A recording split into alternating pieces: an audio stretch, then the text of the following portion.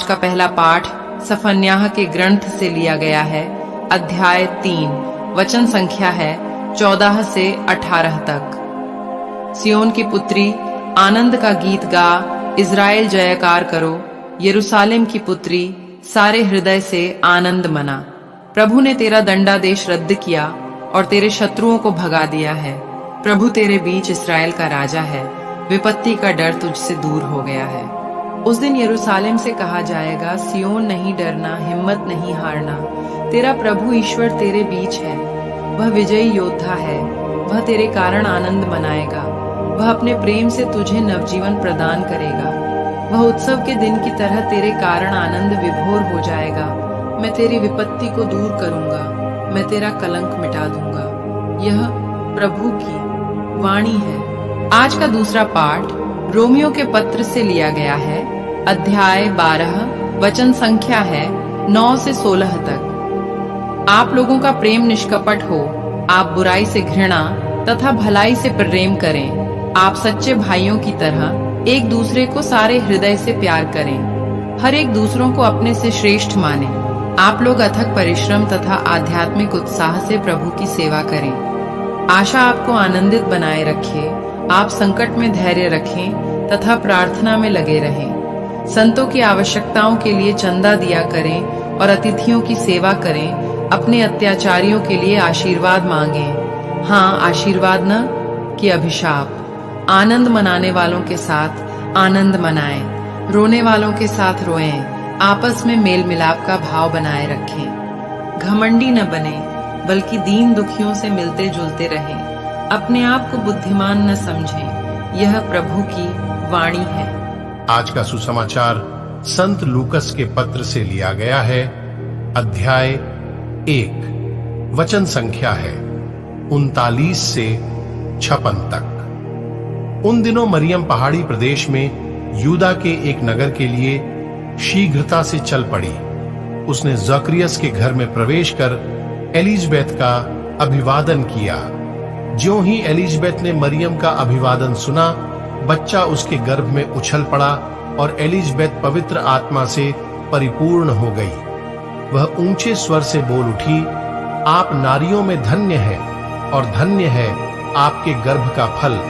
मुझे यह सौभाग्य कैसे प्राप्त हुआ कि मेरे प्रभु की माता मेरे पास आई? क्योंकि देखिए, ज्यों ही आपका प्रणाम मेरे कानों में पड़ा, बच्चा मेरे गर्भ में आनंद के मारे उछल पड़ा। और धन्य हैं आप जिन्होंने यह विश्वास किया कि प्रभु ने आपसे जो कहा वह पूरा हो जाएगा।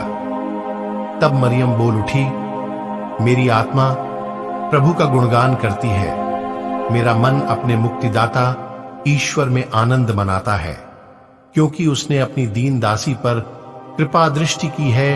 अब से सब पीढ़ियां मुझे धन्य कहेंगी, क्योंकि सर्वशक्तिमान ने मेरे लिए महान कार्य किए हैं।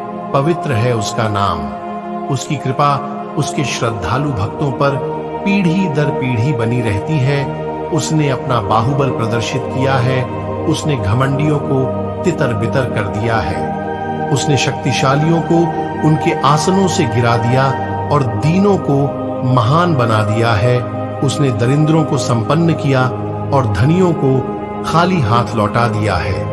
इब्राहिम और उनके वंश के प्रति अपनी चिरस्थायी दया को स्मरण कर उसने हमारे पूर्वजों के प्रति अपनी प्रतिज्ञा के अनुसार अपने दास इज़राइल की सुध ली है। लगभग 3 महीने एलिजबेथ के साथ रहकर मरियम अपने घर लौट गई। यह प्रभु का पवित्र सुसमाचार है। मनन चिंतन। आज हम माता मरियम की एलिजाबेथ से भेंट का पर्व मानते हैं। मरियम की भेंट उनकी विनम्रता और निस्वार्थता का एक उत्तम उदाहरण है।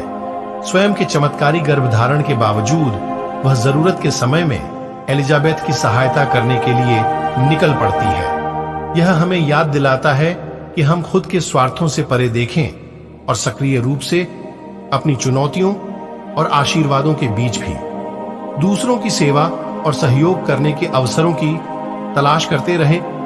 मरियम का अभिवादन एलिजाबेथ को खुशी और पवित्र आत्मा की उपस्थिति से भर देता है। यह वास्तविक संबंध और प्रोत्साहन की शक्ति को प्रदर्शित करता है।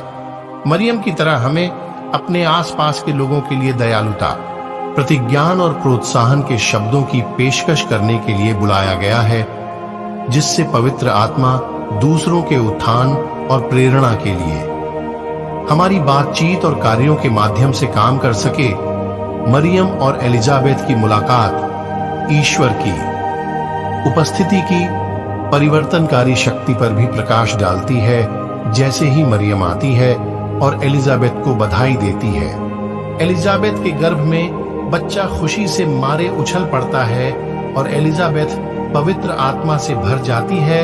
यह हमें याद दिलाता है कि जब हम अपने जीवन और रिश्तों में ईश्वर की उपस्थिति का स्वागत करते हैं तो हमारे अंदर आत्मिक परिवर्तन और आनंद का आभास होता है।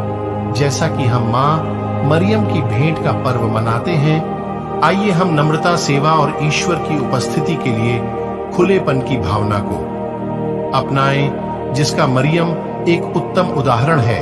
हम मरियम की तरह हम ईश्वर के प्रेम और अनुग्रह के पात्र बने, दूसरों की सेवा करने, प्रोत्साहन प्रदान करने और पवित्र आत्मा के आनंद से प्रभावित गहरे संबंधों को विकसित करने के अवसरों की तलाश करते रहें। मेरे प्यारे विश्वासी भाई बहनों, आइए हम सभी आज के वचन पर मनन चिंतन करें। आप सभी को परमेश्वर आशीष तथा शांति प्रदान करे।